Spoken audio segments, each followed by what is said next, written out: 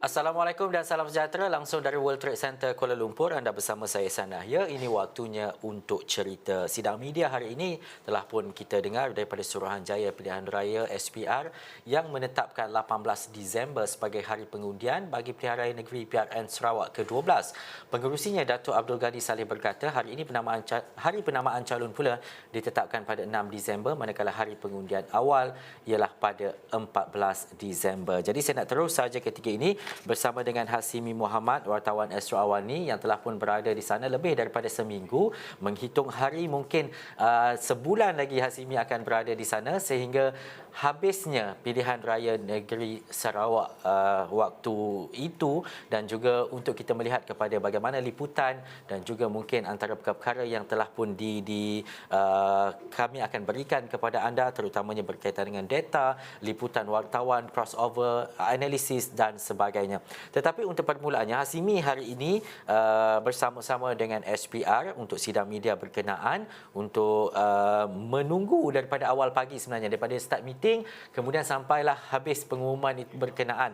Kalau Hasimi boleh ceritakan, ini mungkin antara detik-detik dan juga tarikh penting yang untuk Hasimi tahu bila nak start kerja. Kerja dah start, tapi kerja dah bermula, tetapi untuk secara officialnya dalam suasana pilihan raya negeri Sarawak itu sendiri. Silakan Hasimi.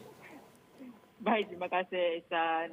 Rasanya lama tak jumpa Ehsan dan rakan setugas kita di Kuala Lumpur.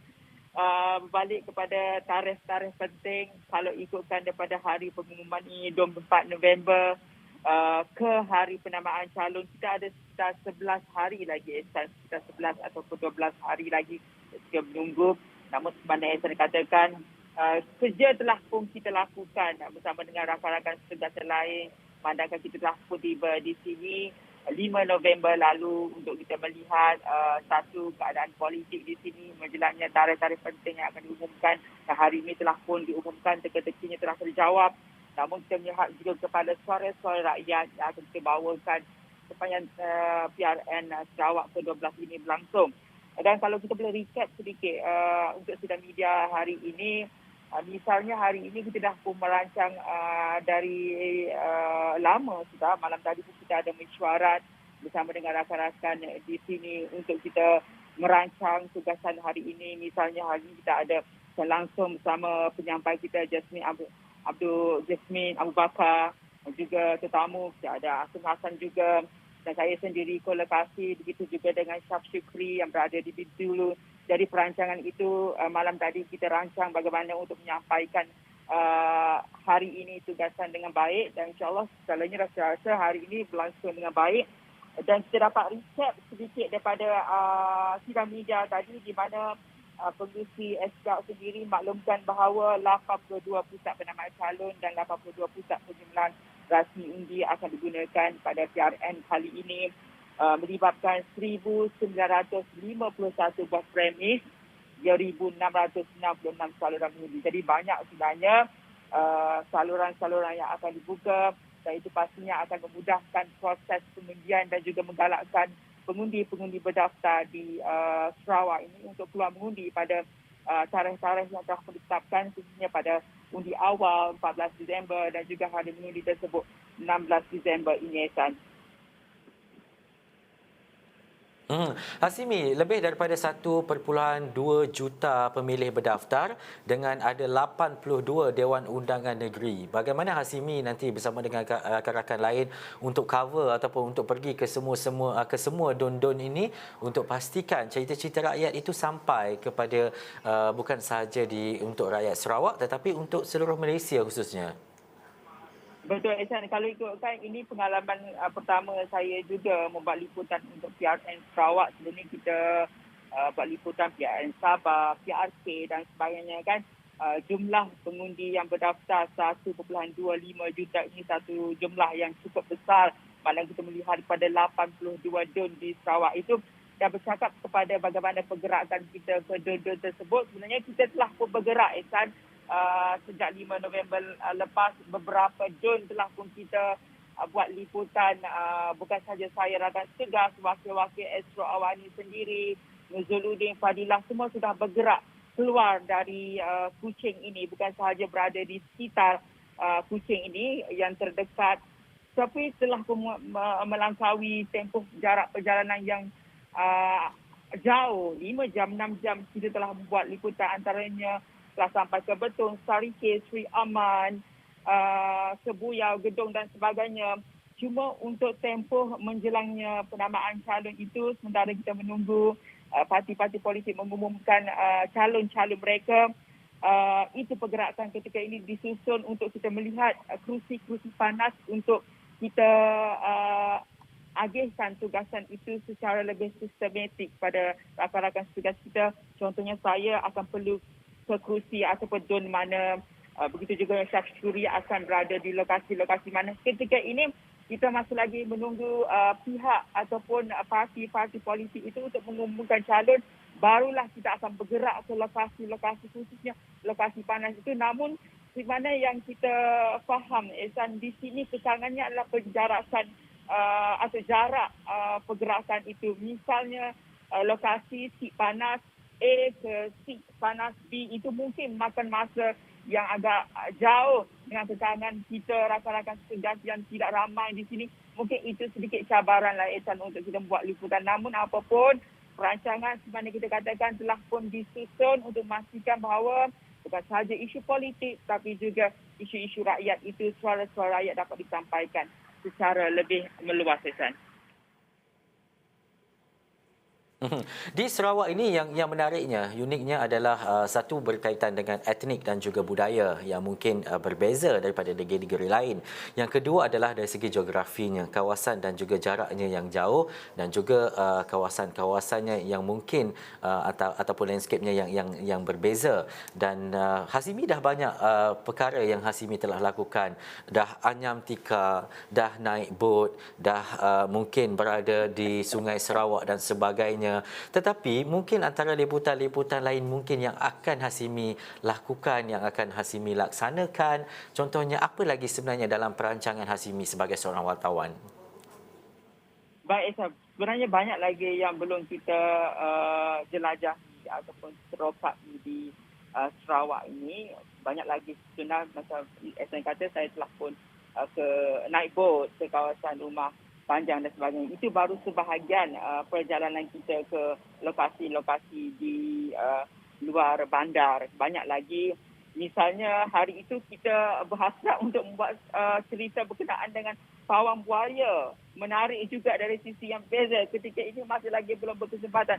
Mungkin fokus saya selepas ini dalam perjalanan kita membuat liputan bersama ahli politik, mungkin itu juga akan saya bawakan sisi berbeza sedikit bagaimana kerja-kerja pawang buaya ini, khususnya di sungai di Sarawak ni. Sungai-sungai kita faham banyak buaya-buaya yang berada di sungai itu. Jadi kita melihat di sisi-sisi tersebut bagaimana cerita-cerita ini, khususnya rakyat bermesra di lokasi sungai itu dengan adanya pawang untuk mengawal keadaan sekitar. Itu akan sisi yang beza yang keinginan saya untuk kita selesaikan. Selain kita mahu lagi menerokai suara-suara rakyat dan juga inisiatif yang telah pun dilakukan oleh kerajaan negeri dalam meringankan beban ini, kita akan juga terjemahkan dan bawakan perkara itu dalam usaha untuk memastikan bahawa pemilih-pemilih nanti, pengundi-pengundi beraftar di Sarawak ini membuat keputusan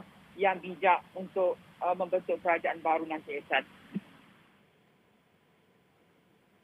Dan juga Hazimi, satu kaedah ketika kita berdepan dengan pilihan raya negeri ataupun pilihan raya yang lain adalah disebabkan oleh pandemik ataupun COVID-19. Jadi aksesnya agak terhad dan kebergantungan terhadap digitalisasi dan juga internet itu sangat besar dan juga sangat memerlukan rangkaian yang jelas dan juga luas. Bagaimana menurut Hazimi untuk gerakan berkempen nanti, bagaimana untuk calon-calon bertemu dengan pengundi dan sebagainya, dan bagaimana pula untuk rakyat mendapatkan maklumat dan juga info berita selain daripada menonton isu awal ni? Baik, itu juga yang ketika ini masih lagi menjadi tanda tanya, kerana ketika ini semasa sedang media SPR tadi tidak memperincikan SOP kempen khususnya untuk PRN Sarawak, kerana dimaklumkan dalam kenyataan dikeluarkan oleh SPR bahawa garis panduan pencegahan COVID-19 ketika ini masih lagi dikemasini oleh pihak KKM, MKN, PDRM dan sebagainya. Jadi untuk kita melihat bagaimana kempen-kempen yang akan dilakukan, sama ada dibenarkan ataupun diberikan kelonggaran untuk calon-calon bergerak, kita masih lagi samar ketika ini. Namun kita mengharapkan bahawa ada satu kerjasama yang terbaik untuk memberi keadilan kepada semua pihak, calon dan juga rakyat untuk sepanjang tempoh PRN Sarawak ini.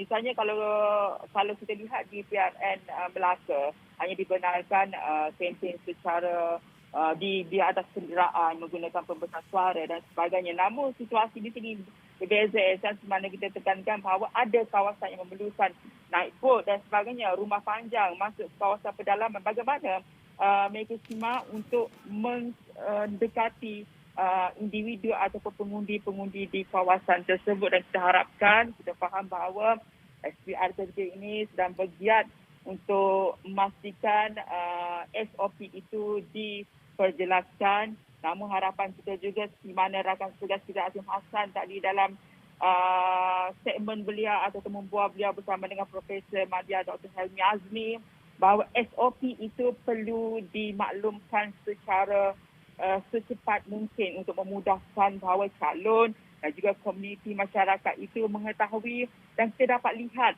kekangan-kekangan yang ada di kawasan-kawasan tersebut untuk ditambah baik sebelum proses pengundian itu berlangsung pada 16 Disember ini, Ehsan. Dan juga akhir sekali Hasimi, semalam saya tengok Hasimi makan sayur midin, goreng belacan dan juga ikan empurau. Kalau hari ini pula, apa mungkin menu makan malam Hasimi? Alah, cakap pasal menu. Masa sekarang kita bergerak ke lokasi menu yang terdekat lah.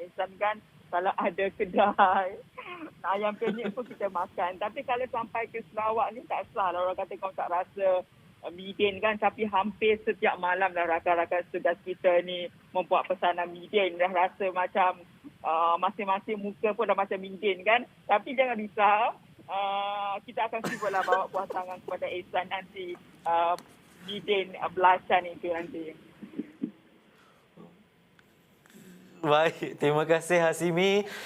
Pastinya panjang lagi perjalanan Hasimi di Sarawak. Liputan yang kami akan bawakan kepada anda secara komprehensif setiap hari. Pastinya bukan sahaja berkaitan dengan analisis, tapi data-data penting yang kami akan kongsikan dengan anda, termasuklah info dan juga berita-berita langsung, terutamanya berkaitan dengan apa yang dimahukan rakyat Sarawak dan apa yang parti politik ataupun calon-calon bertanding dapat tawarkan. Seketika nanti, saya nak kongsikan dengan anda satu cerita berkaitan dengan teknologi pintar yang mungkin pertama dalam negara yang melibatkan premis berlesen.